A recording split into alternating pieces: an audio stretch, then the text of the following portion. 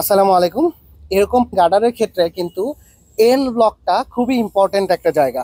এই যে দেখতেছেন এন্ডের গার্ডারের একদমই শেষের দিকে দুই প্রান্তেই এখানে huge amount of bursting stress, splitting stress and spalling stress, এই তিনটা টাইপের স্ট্রেস জেনারেট হয়, যেটার কারণে কিন্তু এখানে রিইনফোর্সমেন্টগুলো অনেক ঘন অবস্থায় থাকে। এবং এই যে ঠিক অ্যাঙ্কর কোন বা বেয়ারিং প্লেটের এন্ডে এখান থেকে আমরা যে মিস্টেকগুলো করি, এখানে রিইনফোর্সমেন্ট ডিটেইলিংগুলা আমরা ঠিক মতো না খেয়াল করে এখানে ঢালাই করে ফেলি।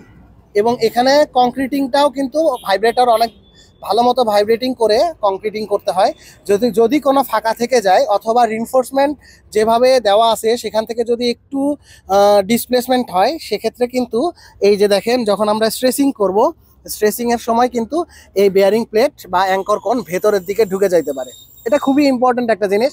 অনেকেই এই মিস্টেকগুলো করে এবং স্ট্রেসিং করার সময় এই অ্যাঙ্কর কোড বা বেয়ারিং প্লেট ভেতরে ঢুকে যায়। এটা বিশাল বড় একটা বিপদের সম্মুখীন হতে হয়। তো আমাদেরকে অবশ্যই সতর্ক থাকতে হবে এই এন্ডের এই জায়গাতে।